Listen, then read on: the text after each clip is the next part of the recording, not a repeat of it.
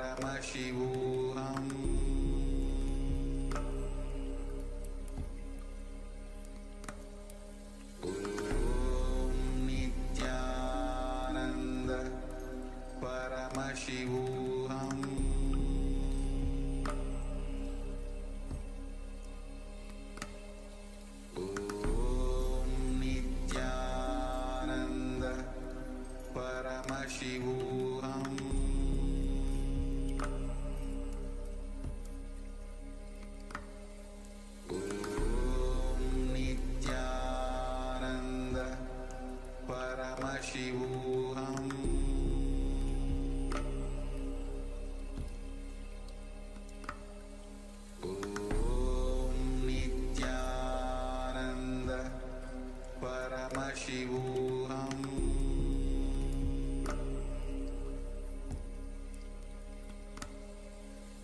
Om Nithyananda Paramashivoham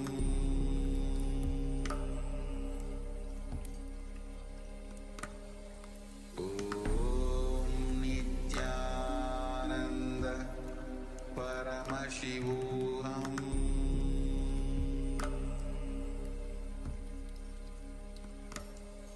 Om Nithyananda Paramashivoham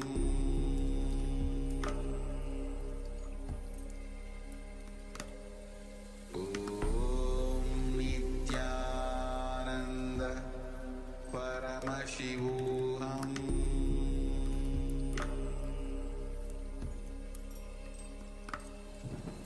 Om Nithyananda Paramashivoham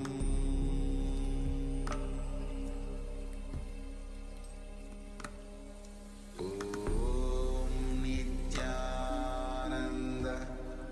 Paramashivoham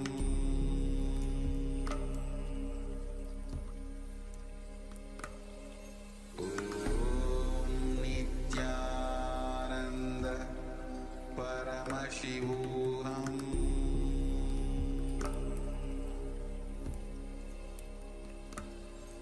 Om Nithyananda Paramashivoham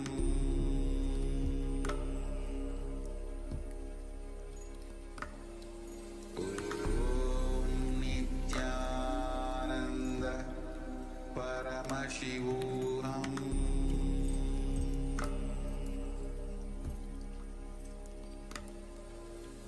Om Nithyananda Paramashivoham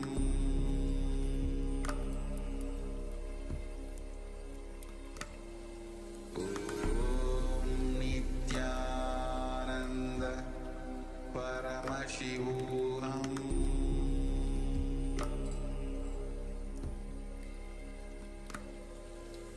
Om Nithyananda Paramashivoham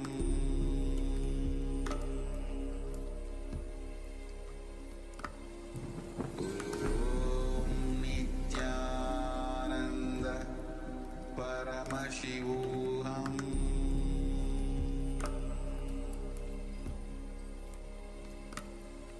Om Nithyananda Paramashivoham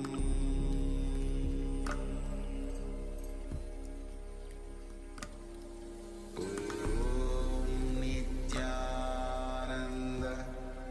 Paramashivoham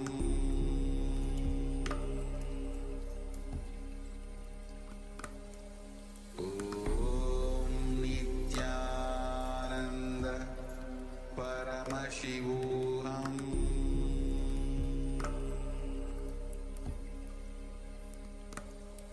Om Nithyananda Paramashivoham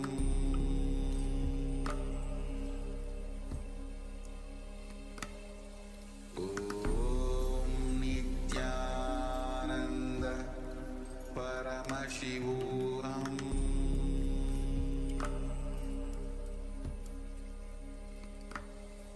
Om Nithyananda Paramashivoham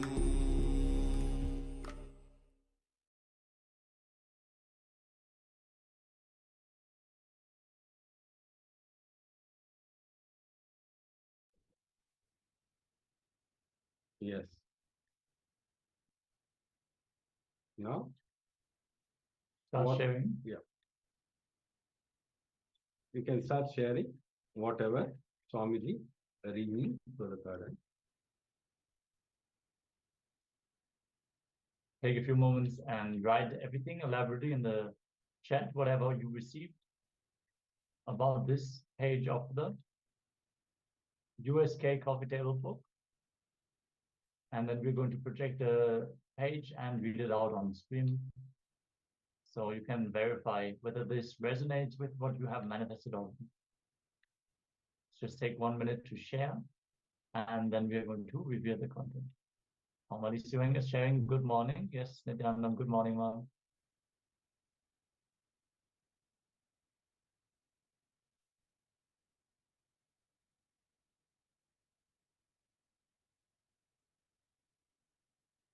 Requesting our participants to also come on camera throughout the sessions and start interacting. This will make this program much more lively and involved. And this is how we can help you. When you share your breakthroughs, your struggles, your questions, misunderstandings, even if you get something wrong, if you share that, then we can shine light on that. We can help you. So make sure to participate actively in the Zoom chat as well. Naturally, if you're tuning in from any other social media, you can also share your questions and comments and remarks in the chat. We are happy to read that and respond to you as soon as possible. So now let us project the page number 285 on screen.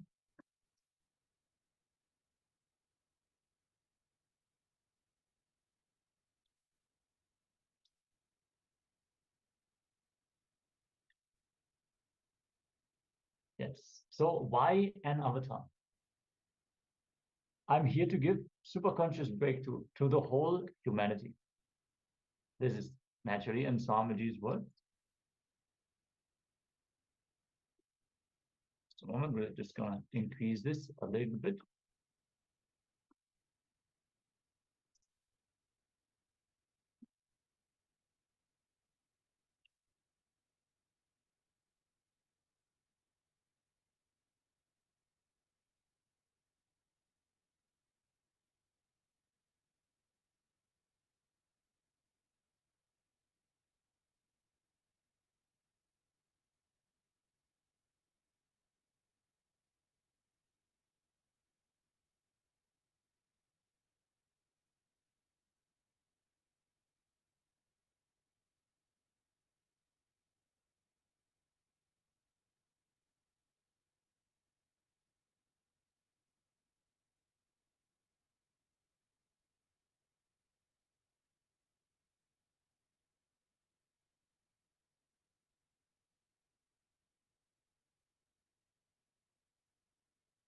Yes, it is time humanity gets this superconscious breakthrough. I'm here manifesting KAILASA to give superconscious breakthrough to the humanity. On the 7th January 2021, in the presidential address on the Avatara Dinotsavam, whenever there is a serious danger for the Shrishti, the creation, whenever there is a serious danger for the life itself, whenever life needs to be pushed to the next level, whether the DNA needs to have a quantum jump in its natural selection process, or a conscious breakthrough needs to happen, avatars descend.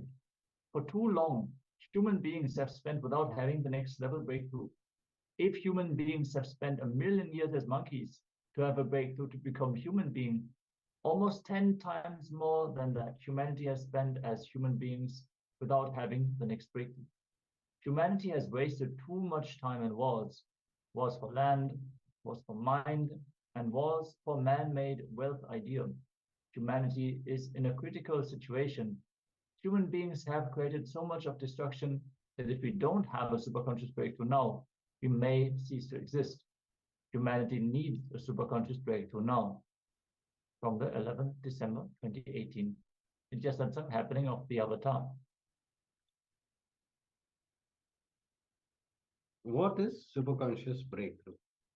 The consciousness which embodies the body and mind needs to start operating in the next level of frequency. A new body, a new mind, a new internal and intra-organs need to be built for a new being to manifest. To give this superconsciousness breakthrough, the avatar has happened. And why do we need an embodied avatar? The cosmic superconsciousness need to descend in the embodied form to initiate humanity to give that next level breakthrough. Embodied beings can only receive the superconscious breakthrough from an embodied being. Thus, it is the utmost compassion of the avatar to descend into the physical frame to raise humanity to the next level. In Srimad Karanagama, it extols the great signs of a descent of an avatar and how Paramashiva in his Avyakta, the unmanifest form, manifests into his Vyakta, the manifest form of the avatar. It says, Ityevam Nishkalam Proktam Param Bhavamiti Spritam Shtishthitham Lokashrutam Lokasyo Pati Karanam Sadhakanam Itatham Tu Swechaya Grahate Tano. In the way Shiva, who's Nishkala without any body and path, who is the ultimate supreme being, who is established in the creation, who is the cause of creation of the universe, assumes a body out of his free will for the protection of the universe and for the welfare of the spiritual seekers and devotees. This is from Srimad Karanagama, Purva Bhaga, Patala 71, Sakalopati Vidhi, Sloka 8 and 9. Yes, so you can resonate anything about the landing of the avatar, or a lot of the context about avatars really was contained in this page. Yeah, any of the words picked up, let us know and celebrate your power manifestation as we are now getting ready to enter into the next segment of the day. We're going to have a segment on the freedom from body and mind, followed by a short meditation.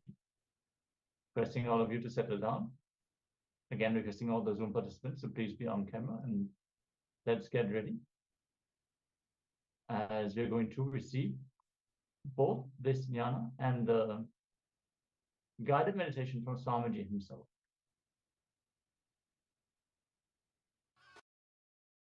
So whole campus we went round. It was such high energy. So the many becomes one. Not only spiritually, even socially, this celebration forms a very important part of my life. Because this is the only celebration I enjoyed from my birth, at least in this body.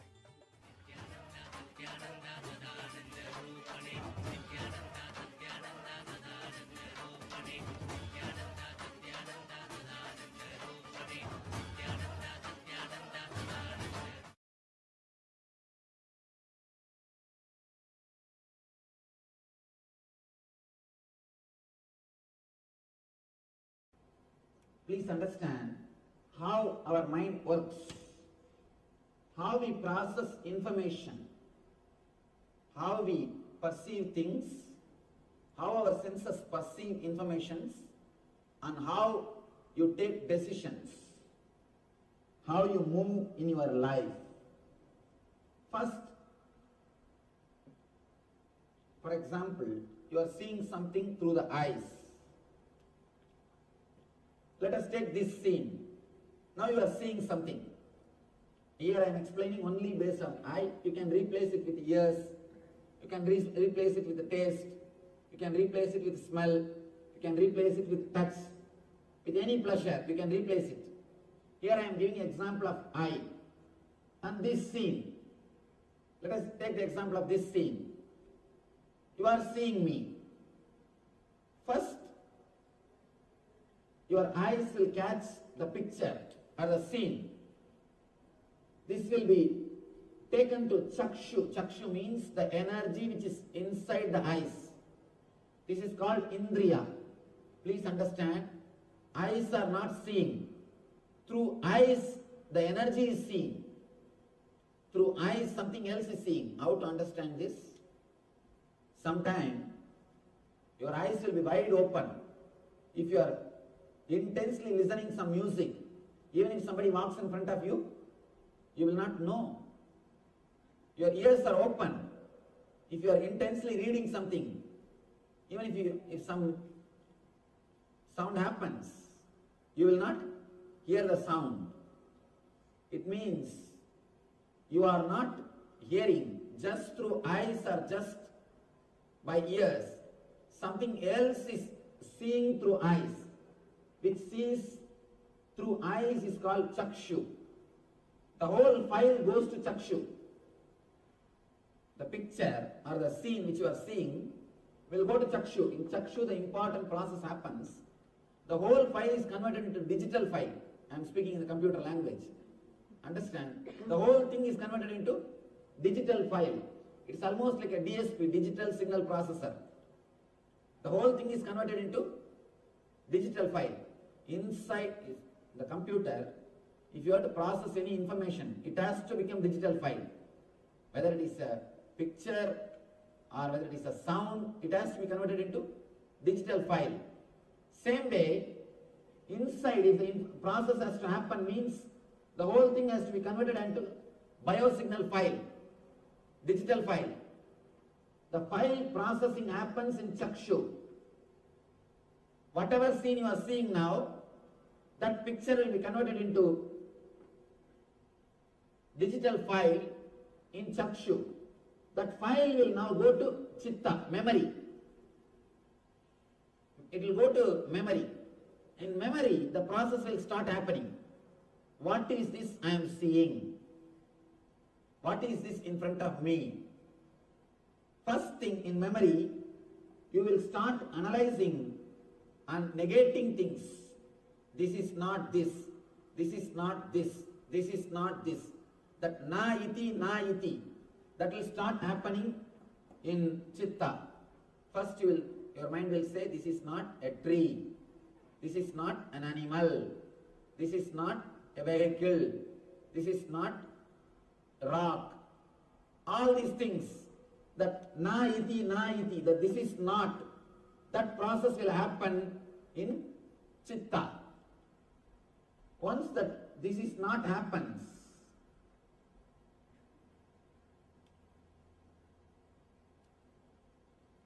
the file goes to mind. The mind starts saying, this is it, this is it. In mind, you start saying, the mind starts the identification process.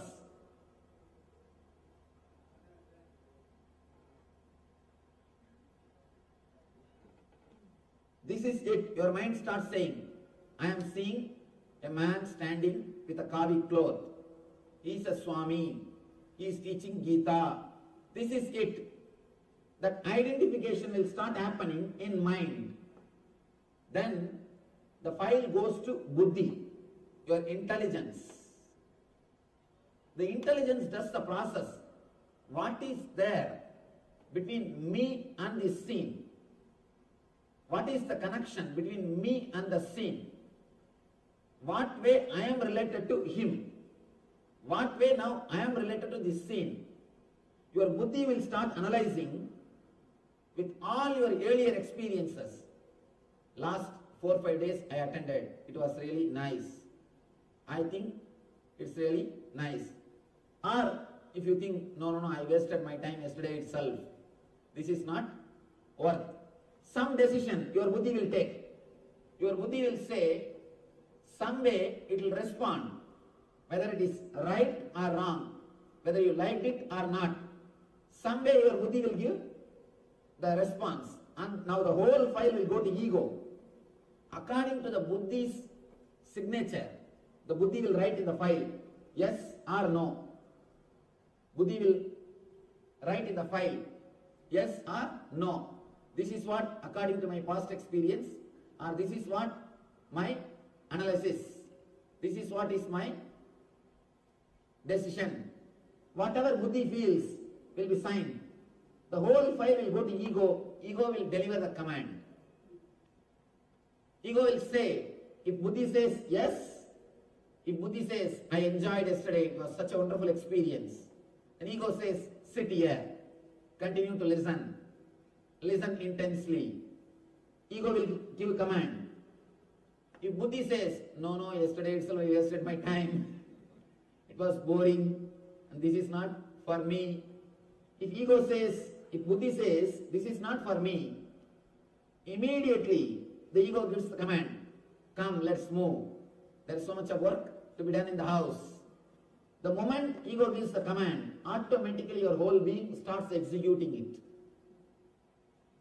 This is the way you receive information, you process it, and you respond. The information comes, the processing happens, and the response is given. This is the way our senses work. Now, Krishna says an important point, an important thing.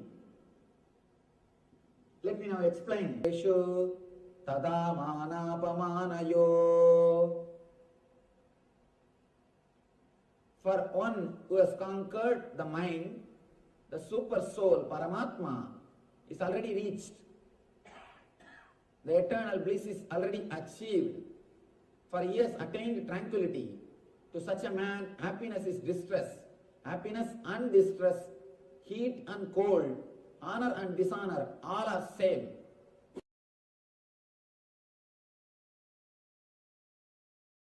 Listen carefully. I'll not only logically establish, I'll establish it experientially.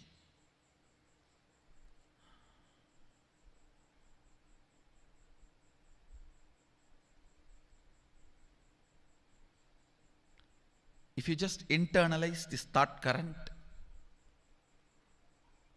you will experientially experience how all these are modifications of your own Atman, self.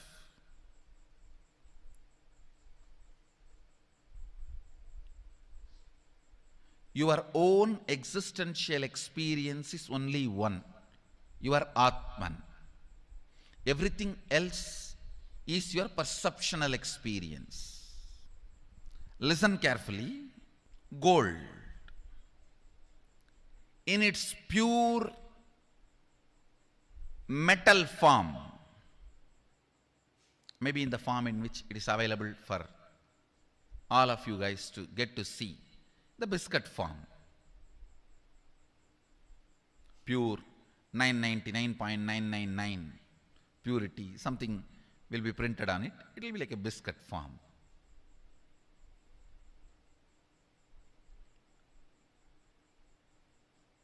That is the existential reality, existential experience.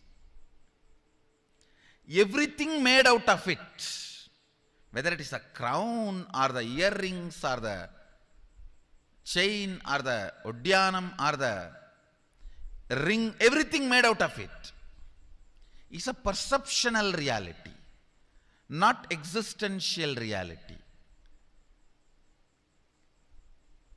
Your Atman, in its pure space, is only the existential reality. Everything else is perceptual reality. Listen. Actually, this truth is like it has to be drilled into your system.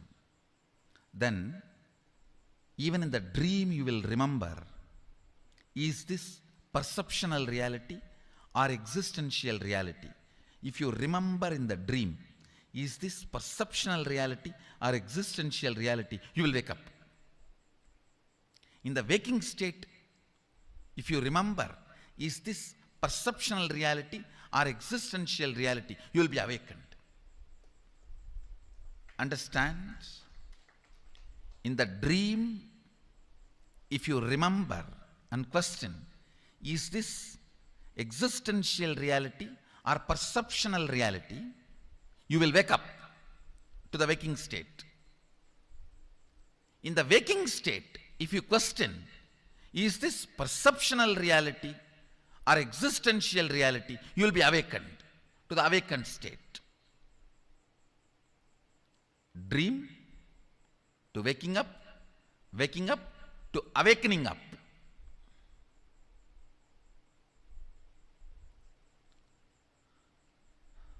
this verse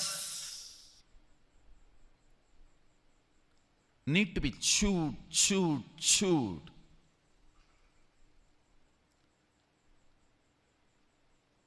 If you have chewed the betel leaf or chewing gum, you know what is the real chewing. Just like that, it should be chewed in your inner space. What you experience in the deep sleep state, what you perceive and project in the dream state, what you perceive and project in the waking state,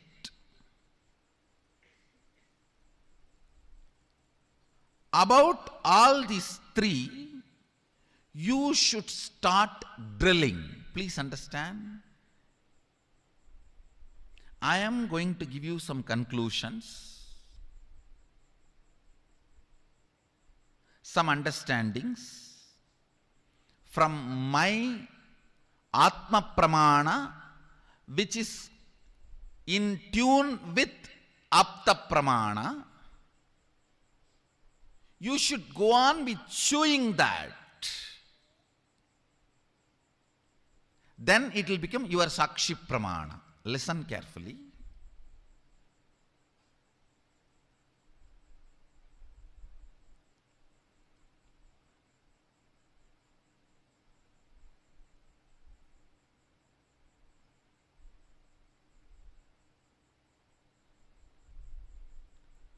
The first logical question we have is, things here look very solid. If I hit the wall, I feel the pain. If somebody touches me with a lot of love, I feel cared. If I put something in the mouth, the taste is felt. So here things are more solid. But in the dream state, it is not. Listen. Actually, in the dream state also, if you dream as if you are falling, you will experience fracture in the dream state. How many of you had the dream you have fractured yourself? Raise your hand. That's all. When you wake up, the fracture does not exist. It's different. But in that state itself,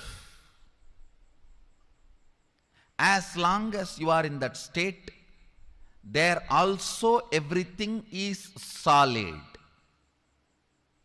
Everything is solid, just like this state. When you are in the waking state, how you feel everything is solid. That is exactly the way, precisely, it is felt in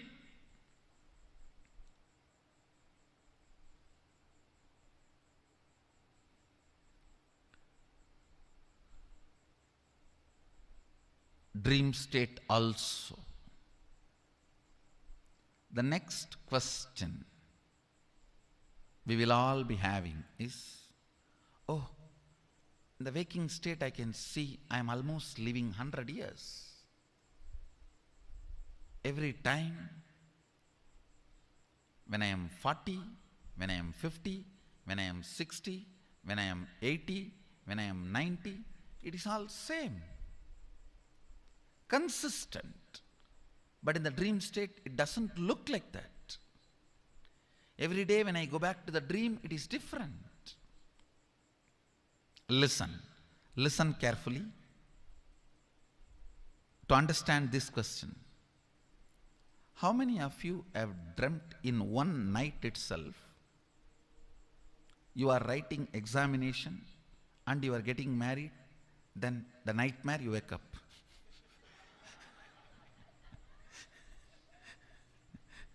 No.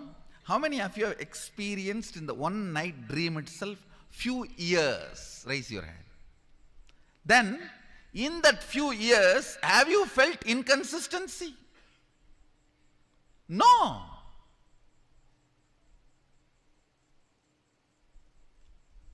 So who knows, this whole 100 years is not one night dream. Maybe you are writing examination, you are getting married, and kid, meeting the master, he roars in the dream, and you wake up, oh, who knows? Suddenly now you may wake up and say, whole thing was dream, Swamiji.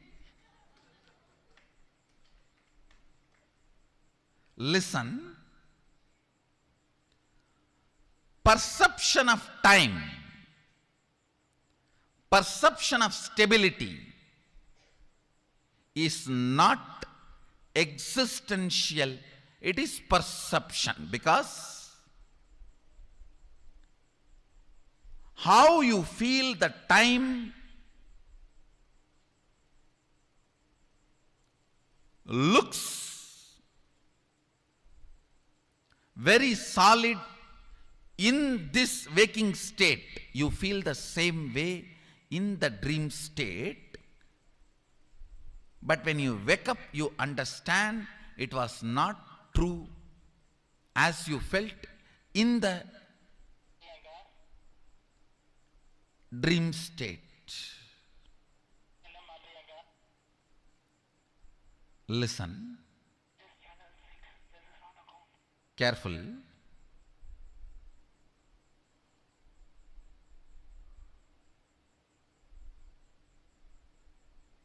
When you are out of the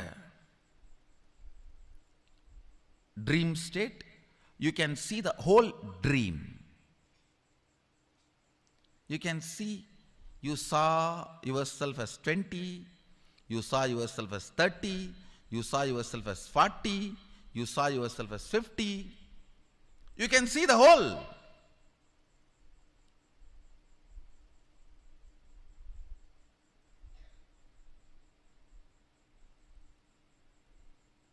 Actually, when you are awakened, you can see the whole of this waking state. Suddenly you feel the fear. Oh God, then what about all the plans I did, all my ambitions? I put so much energy, intelligence, and I fought for it. What is this? Suddenly whole thing is dream. No. Even if it is dream, it's okay. I want to live here because I have put too much energy in it. That is what I call pattern. Pattern means not letting your consciousness evolve in the natural flow of the existence. Even if I don't appear to you as a guru, the natural flow of existence, life, is hardwired to remind you by the continuous mild shocks about the true existential experience of life in the form of change. Every time when you lose a relationship or when you lose somebody near and dear one, either you lose them or you lose their love, you are reminded about the impermanence. This whole thing is perceptional existence, not existential existence. This whole thing is perceptional reality, not existential reality.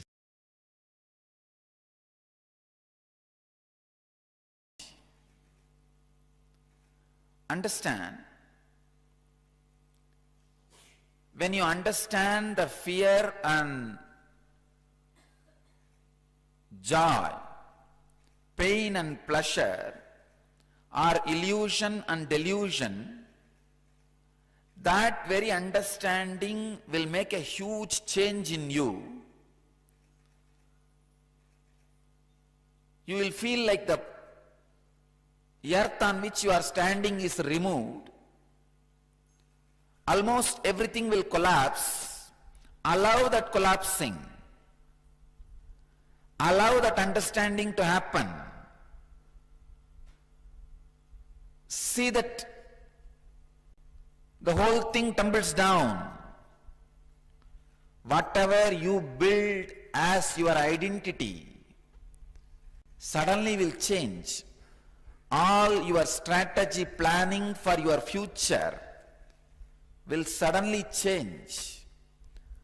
All the logic with which you build your life will completely be shaken. Allow that. Do not have the fear. Then what is reality? Allow this tumbling to happen. Allow this shaking to happen by understanding that our courage, our fear, our greed, our pains and our pleasure all are illusion and delusion. Yesterday I was giving you a beautiful example.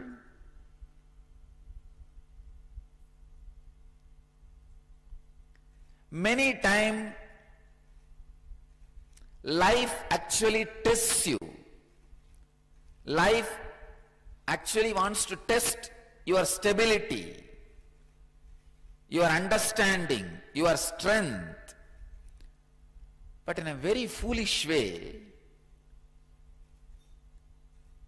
you respond and react and create whole thing as a mess. Please understand. Many times, life really tests you. Do you stand this fear, which is delusion? Do you stand this greed, which is illusion? Or are you going to react in a foolish way and create bigger problems, bigger mess?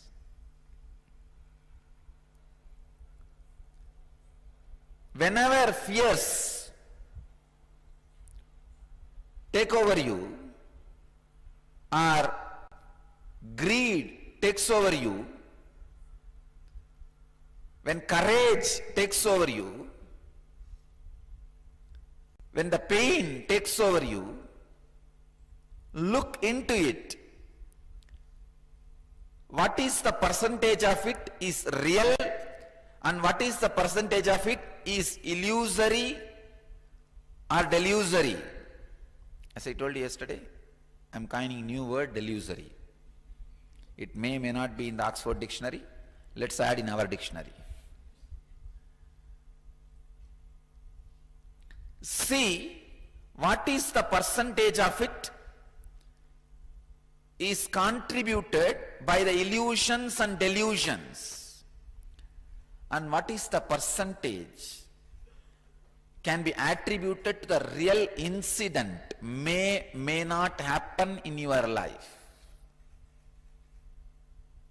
Let me give you a story. I have a story for you. The FBI had an opening for an assassin, so they started interviewing people. After all the background checks, interviews and testings were done, there were 3 finalists, 2 men and a woman. For the final test, the FBI agents took one of the men to a large metal door and handed him a gun. We must know that you will follow your instructions, no matter what the circumstances. Inside the room you will find your wife sitting in a chair. Kill her. The man said, You cannot be serious. I can't shoot my wife. The agent said, then you are not right man for the job. Take your wife and go home. He was sent. The second man was given the same job. He went inside and all was quiet for 5 minutes. The man came out with tears. And to the agent he said, I cannot kill. Then the agent said, you are not the right man. Take your wife and go back home. Finally it was the woman's turn. She was given the same instruction to kill her husband. She took the gun, went into the room, shots were heard, one after another. They heard screaming, crashing, banging on walls. Then all was quiet. The door opened slowly. There stood the woman, wiping the sweat from her brow. Agent asked, what happened? She said, this gun is loaded with blanks. So I had to beat him to death with the chair. Many times life gives you the gun with blanks to test. But unfortunately, you make mess. Stand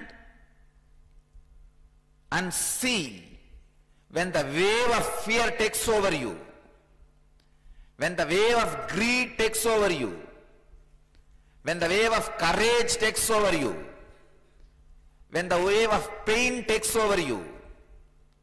Wait, look, see. What is the percentage, the possibility of delusion and illusion? What is the possibility of the real incidents which may not happen? And how this fear is going to impact your ability to handle the real incident if it happens?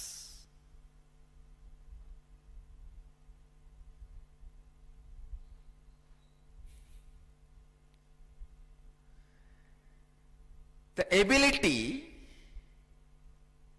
to face, the ability to look, the ability to see. Please understand.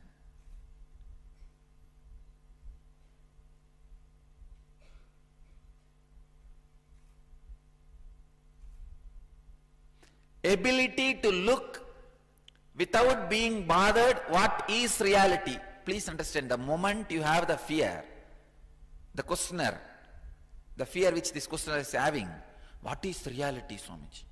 Means you don't want to let go these delusions and illusions. Don't bother. Let go. Let go. What is reality will flower in you. Allow that flowering. Now don't bother. Now don't worry too much about it. Allow the delusions and illusions to be removed from your inner space. You will see the real incidents, which is reality, will never hurt you.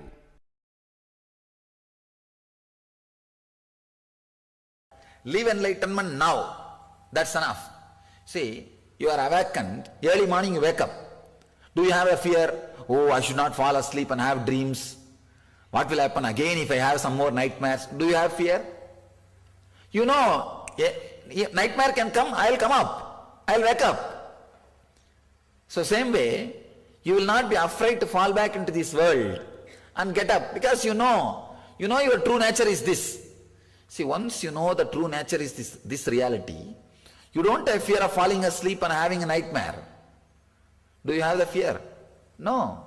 You know, even if there is a nightmare, after a certain peak, you will wake up. Same way, once you are awakened, you know, even if you fall back into the same Maya, if certain amount of pain or suffering is built, you will wake up. You will wake up. There is an automatic waking up system. Once you wake up, the automatic waking up system is there.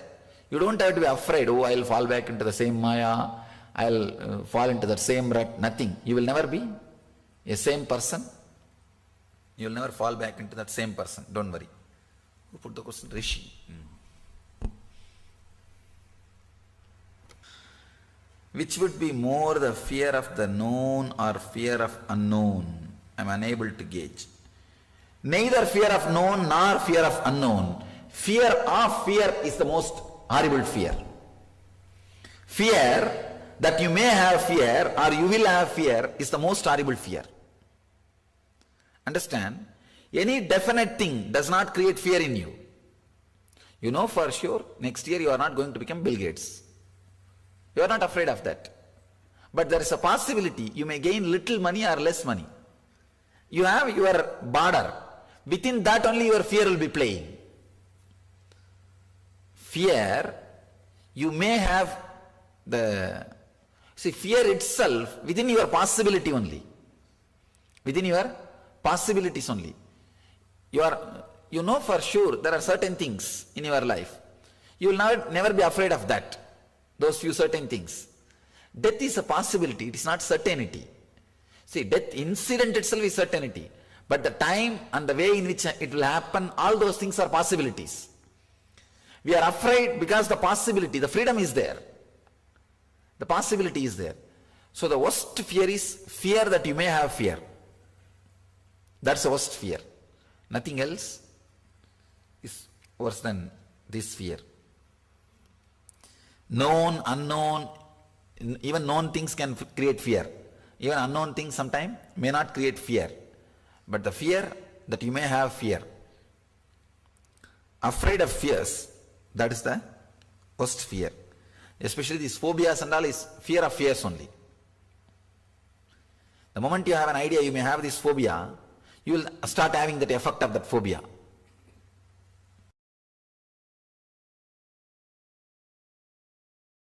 Even if you live with them, you are liberated.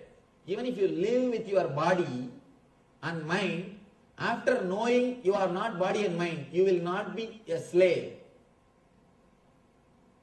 Please understand, slavery, the word slave can be used only as long as anything goes against your will. After knowing the body and mind, even if you live with the body and mind, you are not slave. You are not slave.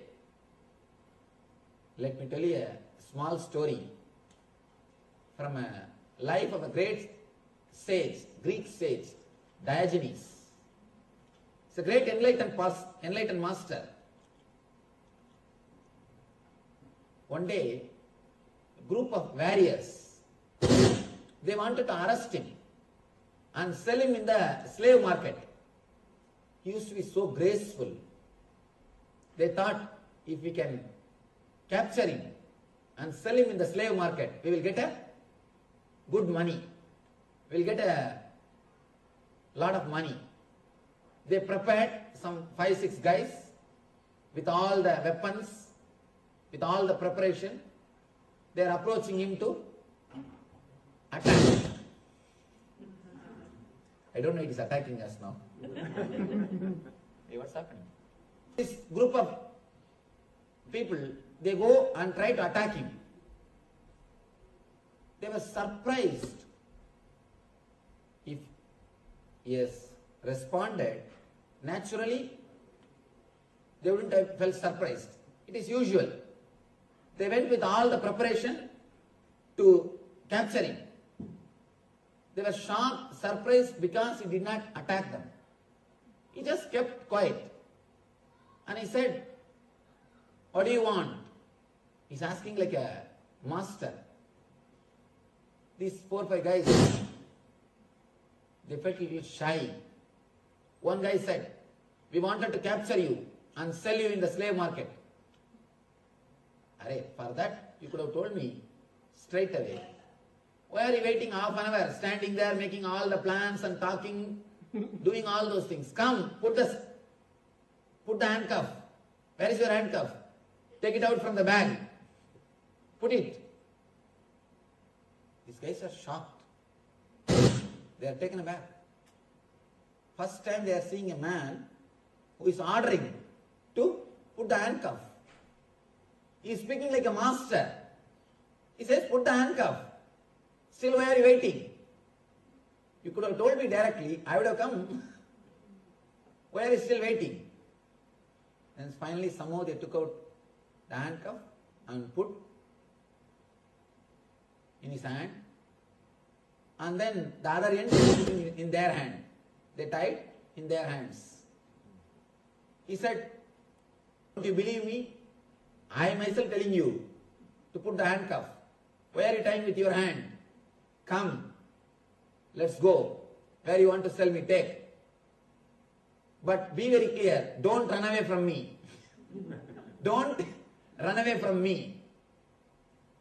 This people who have caught him, they are now little frightened. They are not able to understand what is going on. They are not able to understand what is happening. And slowly, they started feeling small. Diogenes says, fools, I know the knack or the technique of freedom. I have already experienced the tremendous inner freedom. So I know nothing can bind me. Try your best to play your game. Let us see where it leads. And he walks. And he walks on the road like a king. And these guys are walking like slaves. People are standing in the road. When they saw him, he said, they are all my slaves. They can't leave me. They are all my slaves. They can't leave me. One guy is asking, hey, you are only slave. We are not slave. He said, you see, don't tell I am your slave. Because even now, if you leave, I will run away. But now I am leaving you. Will you run away? Diogenes says, if you take this handcuff, I will run. But I am taking this handcuff. I am letting you all free. Will you run? You will not. You need something from me. Because of that, you are my slaves. I don't need anything from you. Because of that, I am not your slave. You may not have the handcuffs, but slavery is related to being, not related to body.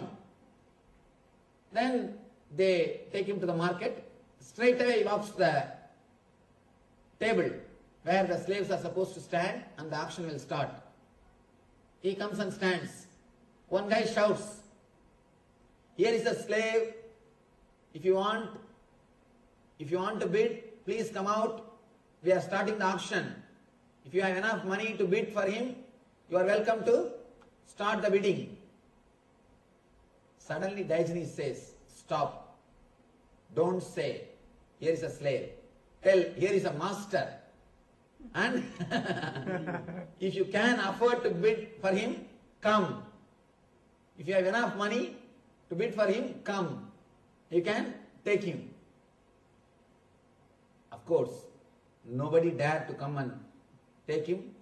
And naturally, after 3 days, these guys, they felt, why unnecessarily feeding and taking care of him? And nobody is going to take him. Let us at least let him free. So automatically, they got frightened. And they thought, if we sit here continuously, at some point, he may sell us. And he may convince us and he may sell us. We don't know what this guy will do. And we don't know about him. So they left him and ran away. Of course, the story is a story, but the truth behind the story, the idea behind the story, as we understood, once you understand you are not the body and mind, nothing can enslave you. You can never become a slave. Even slavery cannot enslave you.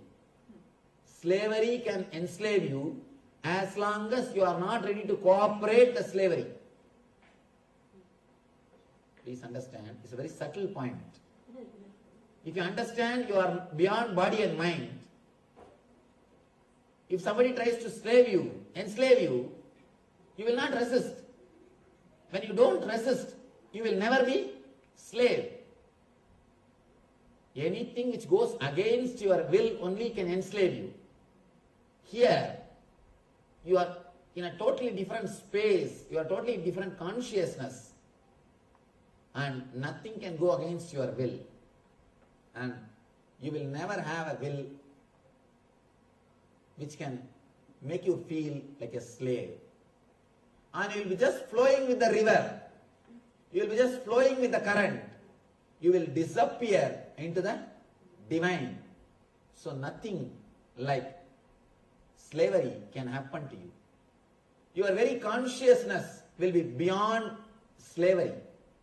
Your very being will be beyond slavery. And nothing can enslave you. That's the reason here Krishna teaches you the secret of understanding the body, mind and consciousness. Kshetra and Kshetrajna. In those days only all this physical slavery existed. Now psychological slavery. Understand, many ways we are living in a psychological slavery way.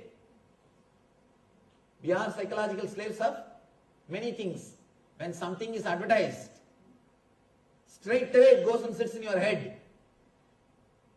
And within few days you do something and get money and spend for that. We live in psychological slavery world. The world in which we are psychological slaves. Once you understand the body and mind, you will go beyond the physical and psychological slaveries. You will be totally experiencing the consciousness of freedom.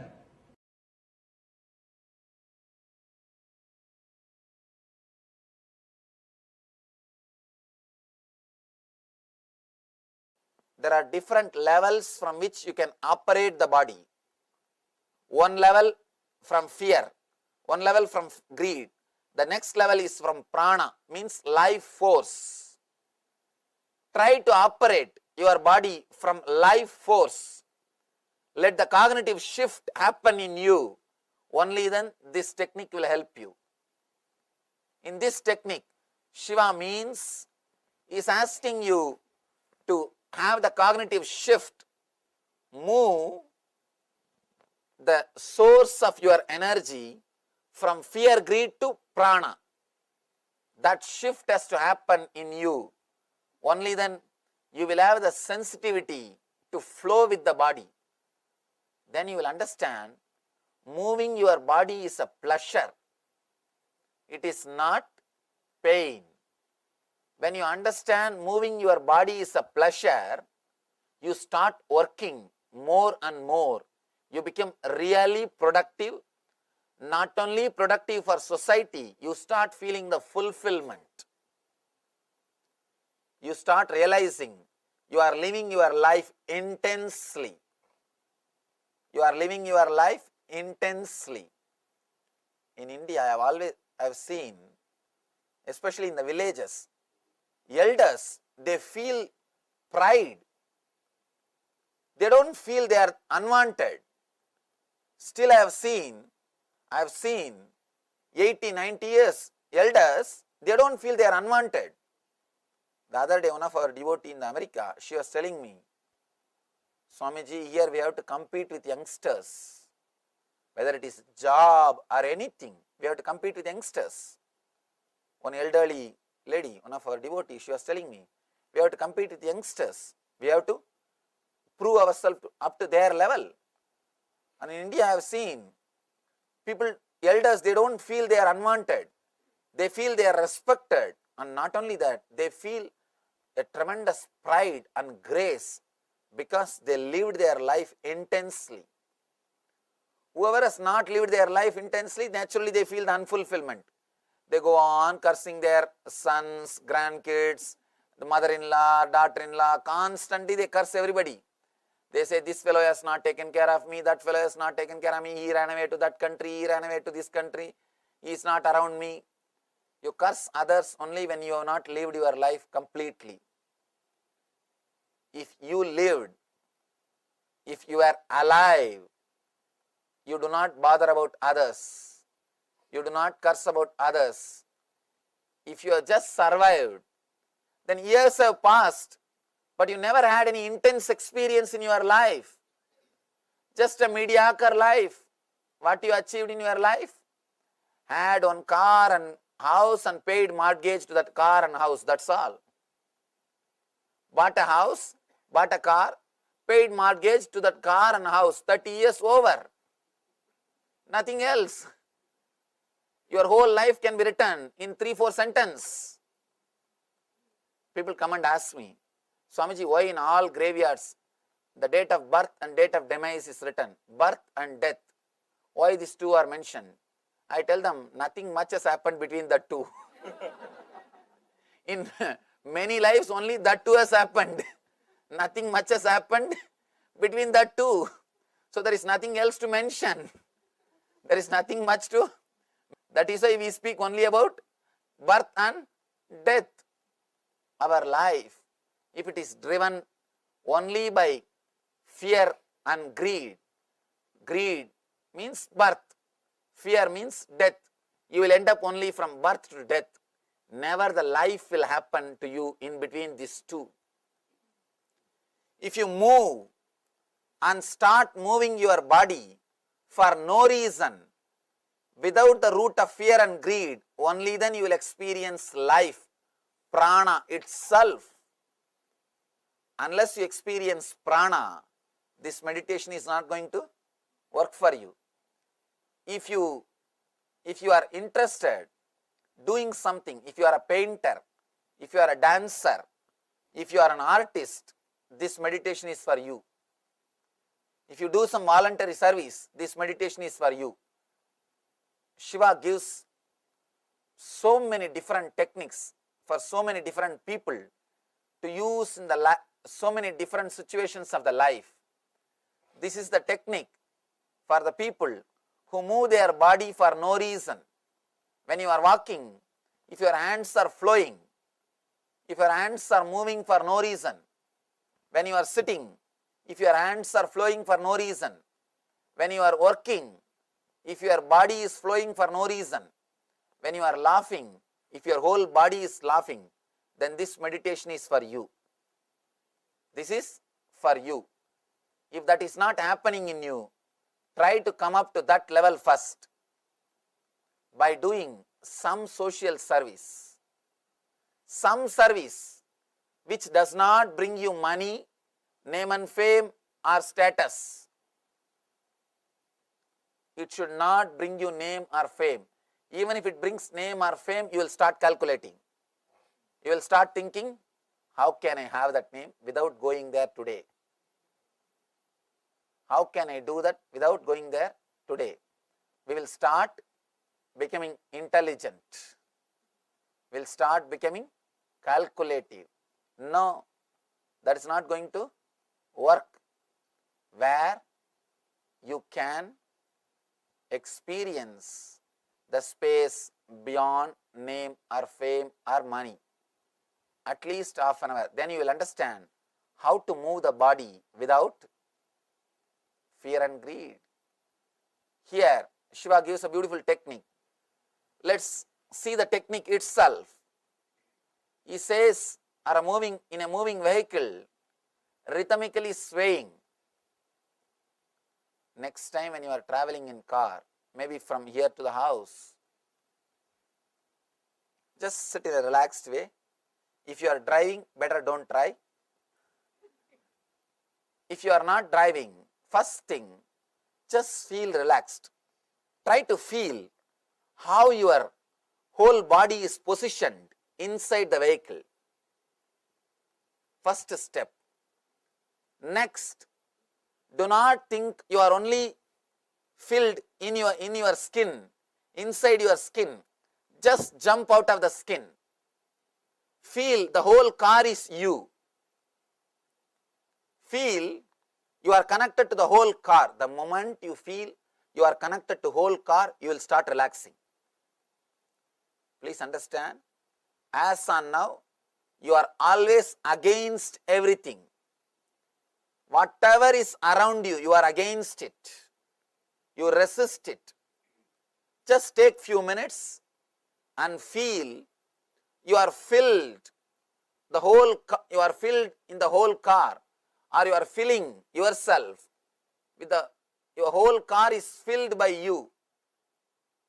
The moment you start visualizing, the whole car is filled by you, you will stop resisting to the car's movement and your body movement. You will not resist the movement of the car. Third thing, feel just like a car, you are also flowing in the same speed. You are flowing because you are car. You are no more this body. Just jump out of the skin.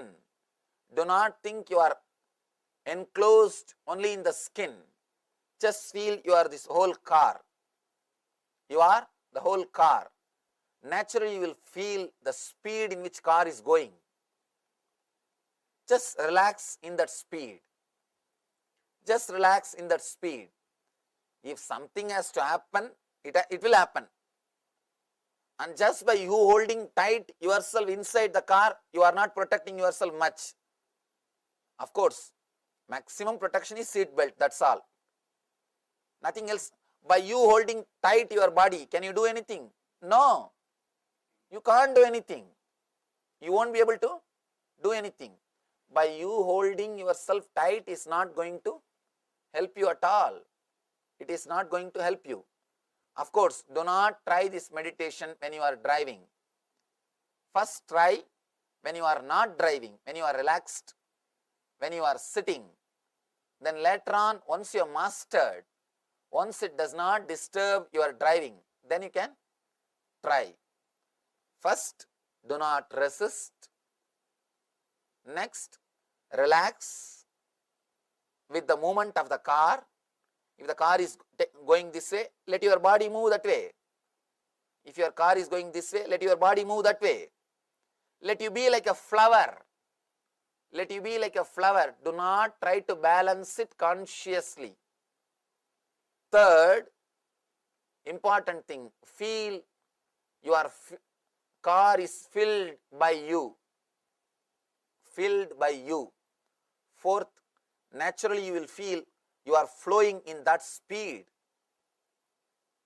Next step, when you are feeling you are flowing with that whole car, in that whole speed, in that speed, just be, that's all. Let you not be just a body, let you be the vehicle in which you are flowing. Understand? You may ask, how is it going to help me, Swamiji? That's an important question. How is it going to help me if I feel I am the car, not the body? Understand, whatever way you feel that you are something more than the body, suddenly you will catch the glimpse of the truth that you are not the body. All you need to understand is you are something more than the body. There are three spaces. One is Mahakasha, means the whole cosmos. The another one is Katakasha, the space covered in this building. The third one is the Chitakasha, the space covered inside your body. Chidakasha, Katakasha, Mahakasha. Enlightenment means you feeling yourself as a Mahakasha, means the cosmic space, instead of the Chidakasha, the individual space.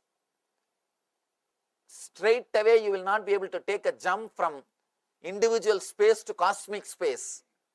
So you can use this Katakasha as the step towards that. If you feel, instead of feeling you are just a body, if you feel you are the vehicle in which you are sitting, you are taking one big jump so that you can take the ultimate jump. It's a beautiful step by step towards the ultimate spiritual enlightenment. towards the Atma Jnana or self-realization. The word Vishnu means who is filling, all pervasive, the whole universe. Vishnu means who is all pervasive. Vyapakatva means who is completely filling everything is Vishnu. To experience Vishnu, you cannot straight away take the jump into that cosmic energy. First you need to take a jump into the Kadakasha. Then you can take a jump into Mahakasha. From Chidakasha, individual space, to the Kadakasha, the space in which you are staying, then to Mahakasha, the space which is cosmic energy. So it's one of the beautiful technique to jump out of your skin. Jumping out of skin is always used with the wrong connotation. Now understand, Shiva is giving you beautiful technique to jump out of your skin, to experience the Katakasha and to take an ultimate jump into Mahakasha itself. The Chitakasha needs to expand into Katakasha so that it can expand and explode into Mahakasha. First thing, let me repeat the instruction so that it will be easy for you to practice. When you sit in the vehicle, relax. Do not hold your body. Let the body swing or sway along with the movements of the vehicle. Be like a flower. Flower dropped in the vehicle. It will never resist. Or a child sitting in the vehicle, it will never resist unless you train them. Pets which are in the vehicle will never resist unless you train them. In the modern day societies, we have spoiled even pets. I have never seen pets falling sick in India. In our ashram, we have so many dogs, cats, cheetahs, snake, everything. I have never even thought that they can fall sick. Here, every house I go, they ask me, Swamiji, please heal my pet. Please heal my pet. He is not feeling well. He is sick. Because we do so many things which is not natural. Which is not natural. What to do? That is why they feel sick. And I heard even they put clothes on the pet. God. Anyhow, let's not talk more about that. God. Now I have to tell him to develop his system. He doesn't know that pets will have winter and you know. He doesn't know, but we know. I'm surprised. Anyhow, just be like a flower. Do not resist. Third, feel the car is filled by you. Fourth, feel the speed of the car as if your whole body is moving. There is no two, your body and car. There is only one, the vehicle, car, that's all. Fourth thing, the fifth thing, just be with that flow, that's all. Just be with that flow. Now, there will be naturally one more question. When I am not in the vehicle, how to do it, Swamiji? Shiva gives a beautiful technique, the alternative technique for that also. Or in a still vehicle, by letting yourself swing in slowing invisible circles, you can experience the consciousness beyond the body. He says, even when you are sitting, still vehicle means houses. Your homes are still vehicles. Even sitting here, by allowing the body to move or swing with its own way, invisible circles means there is a slight movement always happening in our body.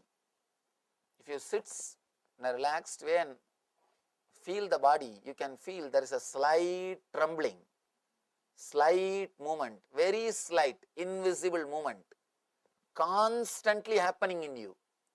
The more you try to possess the body, more you will stop that flow. If you do not possess the body, that flow will be there. Kids, they feel that flow. That is why they start whirling. They feel comfortable with that flow. They get the kick out of that flow. Because still they have not possessed their body. They have not created ego. They have not become dull. They have not started calculating. Why should I swing? Why should I whirl? How much of dollar I will make by whirling 10 minutes? They have not started calculating. Why should I jump around? Why should I laugh? Will I get a candy if I laugh? They have not started calculating. If they start calculating and start laughing, their smile becomes ugly like us. The calculated smile is the most ugliest smile.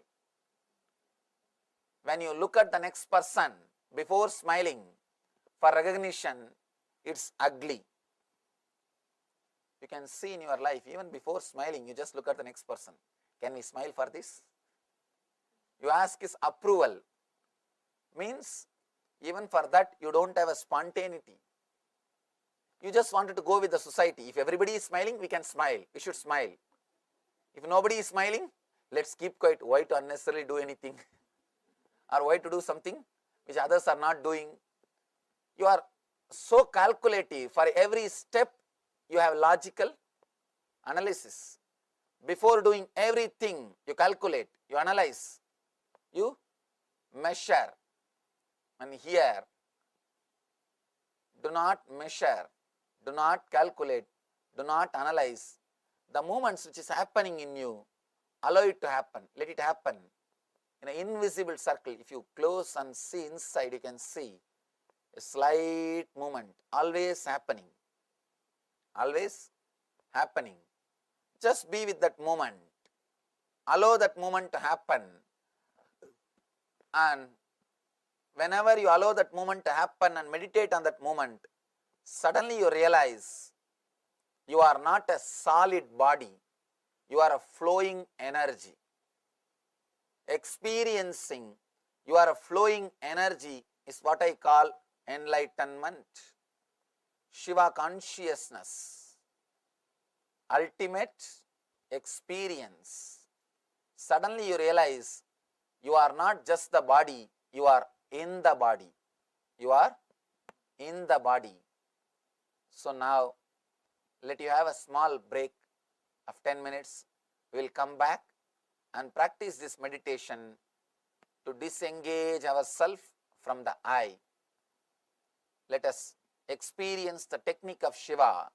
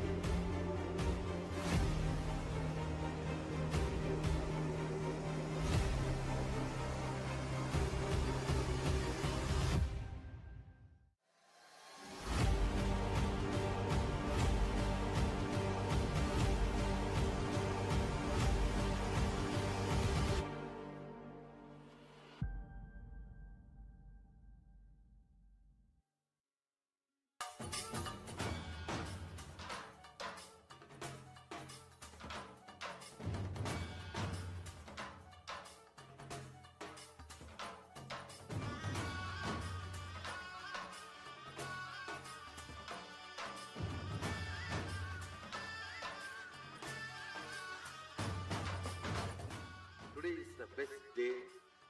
Sadashiva appears for Brahma and Vishnu early morning in the form of light shaft. Means the consciousness which is beyond time and space enters into time and space. Sadashiva declares, let me become many to celebrate myself. So morning we celebrate he becoming many. You can see every deity, every god, we go and light the lamp. So each, the Sadashiva himself becomes many. So whole campus we went round. It was such high energy. So again the many becomes one. Not only spiritually, even socially, this celebration forms a very important part of my life. Because this is the only celebration I enjoyed from my birth, at least in this body.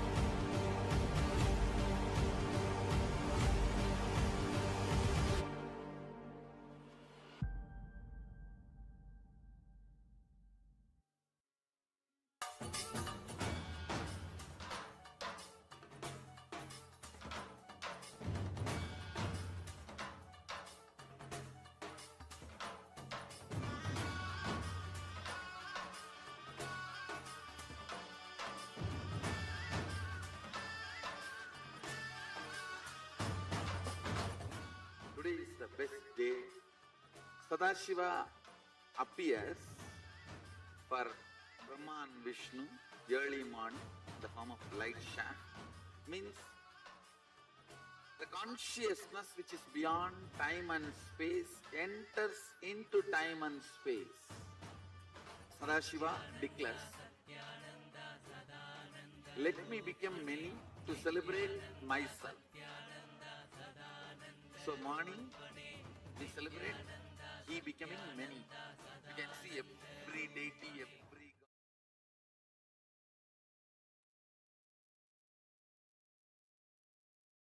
god. Yes. We have learned about Swamiji, to learn from Swamiji how to go beyond body and mind. I hope you all enjoyed the powerful meditation. So let us now internalize on this very principle. Once you understand the body and mind, you'll go beyond both the physical and psychological slaveries. You will totally experience the consciousness of freedom. When one experiences the expansion of joy, of savory, arising from the pleasure of sweet eating or drinking, one should consciously bring the restful awareness at that perfect space of bliss and become the taste of the food. Then there happens the supreme bliss, the state of Sadashiva, which is explained in Vijnana Bhairava Tantra, Sutra 72. Krishna says an important point for one who has achieved the supreme bliss. For him, happiness and distress, heat and cold, honor and dishonor are the same. The ability to face, the ability to look, the ability to see, ability to look without being bothered what is reality. Understand? If you actually know what is not you, the moment you know what is not you, you are liberated.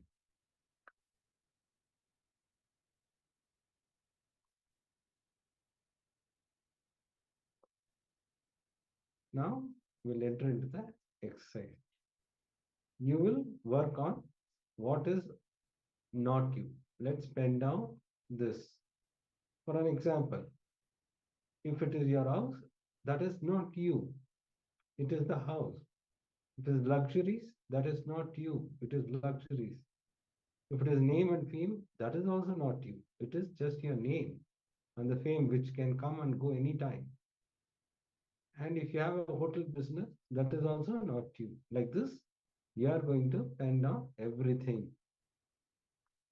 which all are not you. But still you think that is you. That is the problem. You identify yourself with many other things and think that it is you. Now, pen down what all is not you.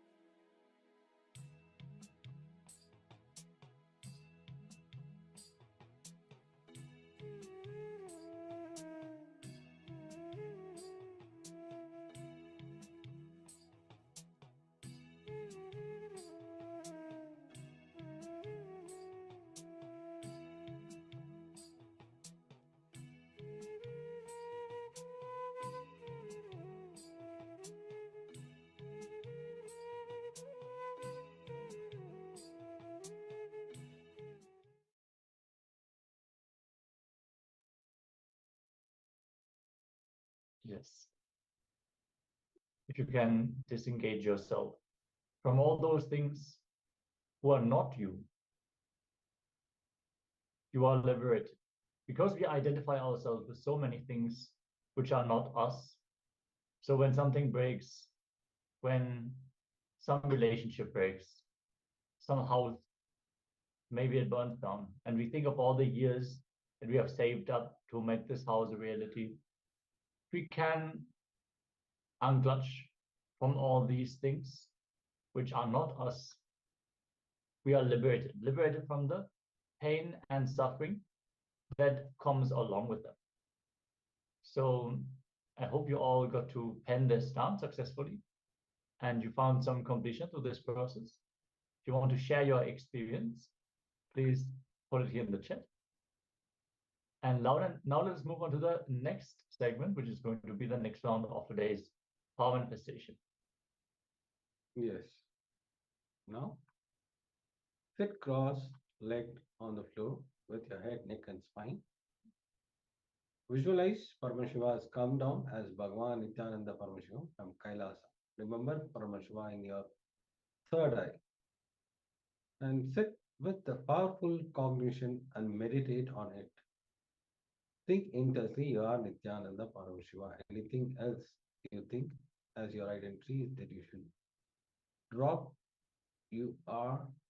Drop it. You are Nithyananda Paramashiva. Absolutely unclutch to experience the state of Paramashiva. Be in that oneness and experience the powers of Paramashiva. And keep chanting the Mahavakya. Om Nithyananda Paramashivoham. Om Nithyananda Paramashivoham. Om Nithyananda Paramashivoham.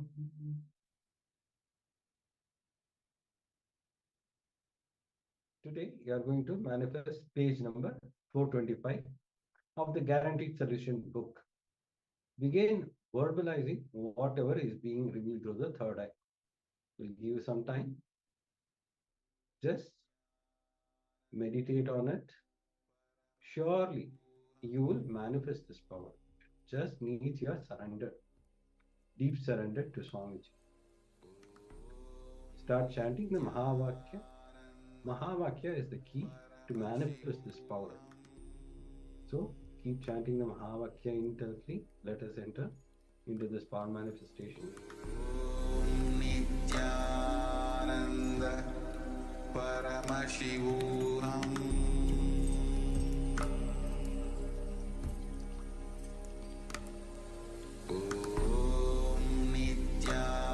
Nithyananda Paramashivoham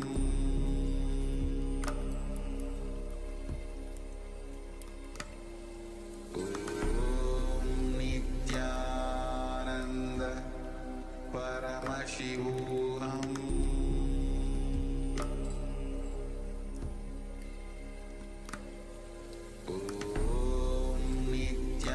Nithyananda Paramashivoham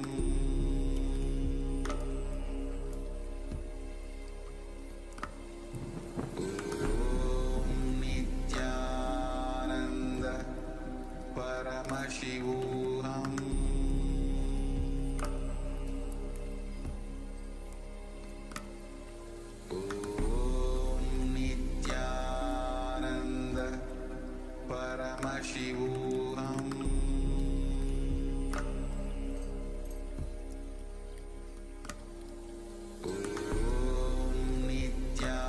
Nithyananda Paramashivoham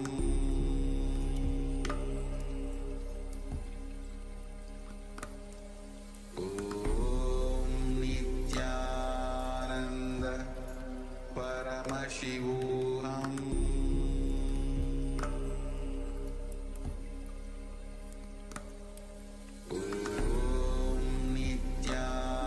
Nithyananda Paramashivoham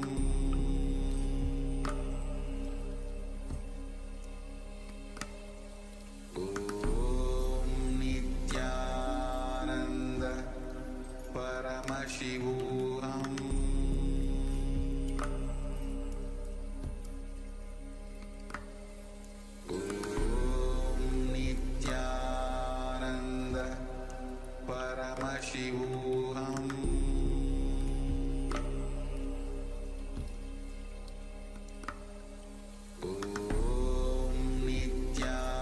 Nithyananda Paramashivoham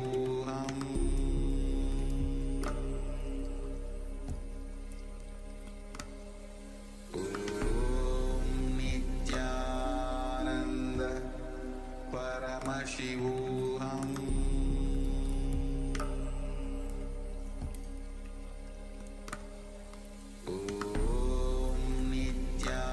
Nithyananda Paramashivoham